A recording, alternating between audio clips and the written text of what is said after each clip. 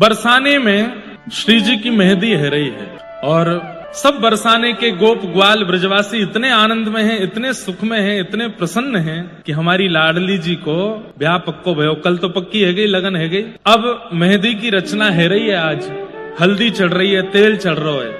गौर वर्ण की श्री प्रिया जी बैठी हैं एक सुंदर मणि के सिंहासन पे, सब सखियां घेर करके बैठी हैं। बरसाने में सबन को चाव लगोए कि हम जाए करके देखें कैसी मेहंदी है रही है श्री किशोरी जी की। सबन को भानु बाबा ने आज्ञा करी है, सब अपने अपने घर के बाहर कदली वृक्ष लगाओ, मंगल बंधन बार बांधो, अपने मंगल कलश रखो। अरे तुम सबन की लाली है, तुम सबन की लाडली है।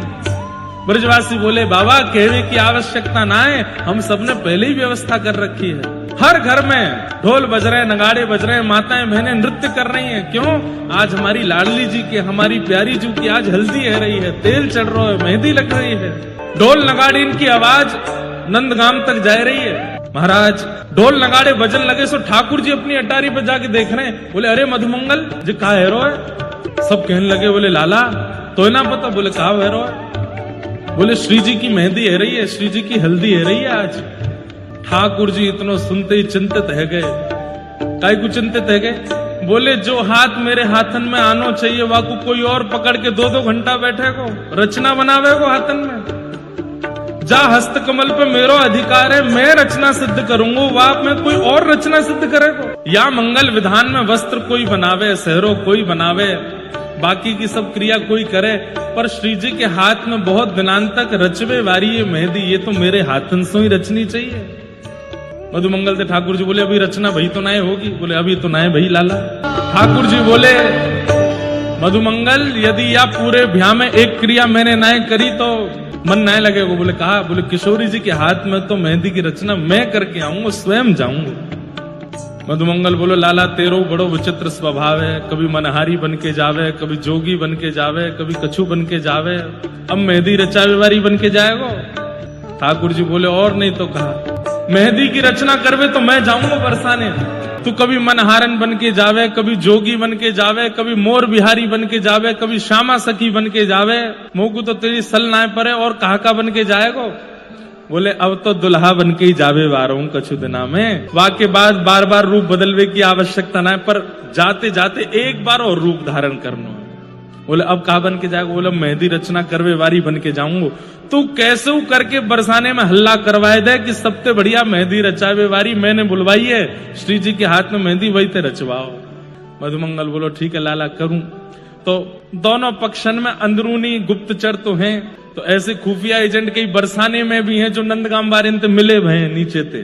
उनको जाके मधुमंगल कहते कि सुनो लाला जो है का है वो मेहंदी रचावे वारी बन के आ रहा है, तुम सब मां व्यवस्था कर दियो, श्री जी के हाथ में मेहंदी वही के हाथ तो रचनी चाहिए। ठीक है, सबने जाए करके भानु बाबा और कीर्ति मैया से कही आज हमारी किशोरी जी की मेहंदी रचना होनी है, कोई सामान्य मेहंदी रचना करवे वारी नहीं आनी चाहिए। तो बोले आप बताओ।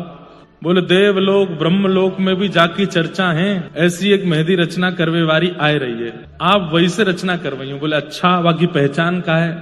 बोले छोटी सी होएगी पहली बात तो, दूसरी सांवरी सी होएगी, और घूंघट में तो बोले वा को मोह देखवे की जिद मत करियो। भानु बाबा बोले ठीक है आन दो। अब यहाँ पे महाराज इतने सारे लोगों में होड़ लगी है मेहंदी रचावे वारे में कि हम लगावेंगे, श्री जी के हाथ में हम लगावेंगे। लेकिन भानु बाबा कह रहे हैं जो बता के गए सुबह गोपी वही ढूंढनी है।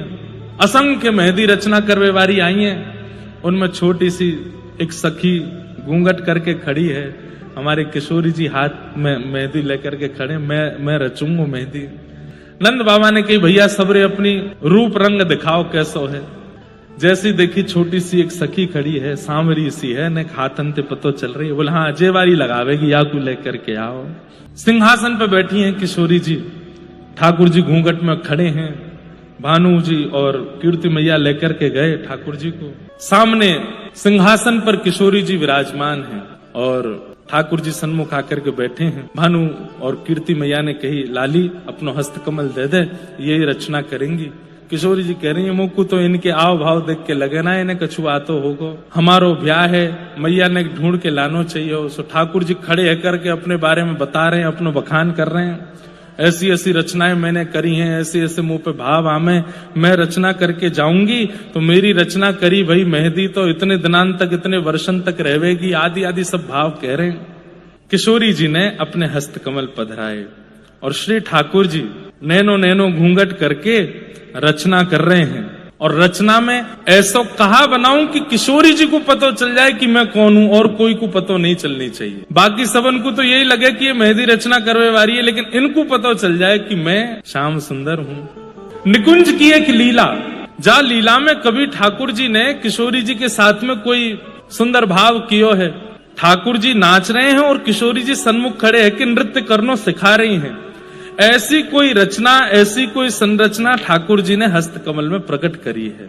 धीमे धीमे किशोरी जी देखती जा रही हैं। बिल्कुल जैसो किशोरी जी को मुखमंडल है वैसो ही किशोरी जी को मुखमंडल बनाए, वैसे ही वस्त्र बनाए, और वही वस्त्र बनाए जैसे वस्त्र वादना धारण किए, वैसे ही वृक्ष वल्लरी, वैसे ही सरोवर, वैसे ही जो झांकी वासम किए वो सब प्रकट कर दे। और फिर जैसे ही अपनो स्वरूप बनाने लगे और अपना स्वरूप पूरा बनाने के बाद जैसे ही मोर मुकुट धारण करायो रचना में, किशोरी जी बोली, अरे ये तो नव निकुंज की एक लीला है, जा लीला में ललिता भी नहीं गई है, विशाखा भी नहीं गई है, मेरी अष्ट सखी भी नहीं गई हैं, और श्याम सुंदर भी अकेले पधारे, उनके भी अष्ट सखा नहीं आए। ये लीला आपको कैसे पता, या लीला को आपकी कैसे खबर पड़ी? सो ठाकुर जी ने एक सौ घूंघट करके ऊपर करके बोले, क्योंकि ये लीला हमने ही तो करी, हमने ही तो रचाई। अरे श्यामाजू 3 दिना बाद कहा देखोगी दुल्हा के रूप में, आज देख लो, आज आया हूं ऐसा बन के। आहा, किशोरी जी पहचान गई तो श्याम सुंदर हैं। तुरंत नजर उठा के इधर उधर देखने लगी, कोई ने पहचानो तो नहीं? बोले पहचान जान दो, वैसे वो ब्याह तो टूटे को ना, अब तो ब्याह तो होना ही है। मेरी तो बस एक ही अभिलाषा है कि किशोरी जी के हस्त कमल में मेहंदी की रचना मेरे हाथन से हो। किशोरी जी ने रचना करवा ली, दोनों हाथन में 2 निकुंज की लीला ठाकुर जी ने प्रकट कर दी। और प्रकट करके अब किशोरी जी बोली, अब कोई पहचाने, क्योंकि रचना इतनी सुंदर करी है कि अब सबन के हाथ आगे आ रहे हैं। ललिता जी बोली मेरू लगाए दे, विशाखा बोली मेरू लगाए दे, सब सखियां अपने अपने हाथ आगे कर रही हैं। तो किशोरी जी कह रही हैं कि अब सबके मेहंदी रचनी पड़ जाएगी, आप जल्दी जाओ यहाँ से। ठाकुर जी बोले मेहंदी लगावे की दक्षिणा नहीं दोगी हमें? बोले कहा दक्षिणा चाहिए? अरे मैं सबके हाथन में मेहंदी रच दूं, लेकिन मुंह को एक बात को बड़ो कष्ट है। बोले कहा मैं अपने हाथ में खुद रचना ना कर पाऊं तो दक्षिणा में कहा चाहिए? एक ही दक्षिणा चाहिए। बोले कहा सबके हाथन में मैं मेहंदी रच दूं, लेकिन मैं अपने हाथ में रचना ना कर पाऊं। हे किशोरी जी, अब मुझको यही दक्षिणा चाहिए कि मेरे हाथ की मेहंदी अब आप रचाओ। आपके हाथ में हमने रचाई दी, अब मेरे हाथ की मेहंदी आप रचाओ। किशोरी जी के हाथ में मेहंदी रचवावे के बाद भानु और श्री कीर्ति मैया दोनों उनसे किशोरी जी कहें कि इनकी रचना देख करके मुंह को चंग आ रही है, तो मैं इनके हाथ में रचना कर दूं? तो कीर्ति मैया ने की ठीक है लाली कर दे। और कोई ये भेद समझ नहीं पायो, दुल्हा दुल्हन के हाथ में रचना करके चलोगे और दुल्हन से अपने हाथ में रचना करवाए के चलोगे हो। और सब देखते रह गए, सबको लगे कि भैया कोई रचना करवे वारी आई है, वही मेहंदी लगाए करके गई है। पर वास्तविकता में तो श्याम सुंदर ने किशोरी जी के हाथन में मेहंदी लगाई और श्री किशोरी जी ने ठाकुर जी के हस्त कमल में मेहंदी लगाई है। ठाकुर जी पहली बार बरसाने थे बिना पकड़े निकले हैं ठाकुर जी, नहीं तो हर बार पकड़े गए हैं, हर बार इनको पकड़ लियो गयो है, लेकिन अब की बार पकड़े नहीं गए हैं। क्यों? वाके पीछे भी कारण क्या है? ऐसी रचना बनाई है किशोरी जी के हाथ में कि वाकू देखवे के काजे लोगन की भीड़ लगी है, और वह रचना को जो देखे वो देखते ही मोहित है जाए, वो देखते ही रह जाए। सब वही रचना को देखने में व्यस्त है गए। चुपचाप ठाकुर जी बरसानों से निकल के नंदगाम आए गए। नंदगाम आकर के मधुमंगल सीदामा सबन को दिखाने लगे, देखो मैं रचना करू आया और अपने हाथ में करवा हुआ है। बोले तेरे हाथ में कौन? बोले श्री जी ने करी, लाडली जी ने करी। सब सखा चरणन में गिर गए, बोले लाला तेरी लीला तू ही जाने, तू ही कर सके, हम तो विचार करते रह जाएं। पर लाला अब की बार एक बात भाई, बोले कहा हर बार तो पकड़ो गए हो, लेकिन यह बार तू पकड़ो नहीं गए हो। बोले बस अब ये अंतिम इच्छा मेरी पूरी है गई, ब्याह के बाद तो कौन रोक टोक करेगा बरसाने आवे जावे में, पर ब्याह से पहले एक बार और छग्म भेष में जानो, वो मैं करके आए गए हूँ। बोलो लाडली लाल की जय। अरे ऐसो हाँ ऐसो होवे सो चटक मटक सो ठाकुर, तीनों लोकन हूँ मैं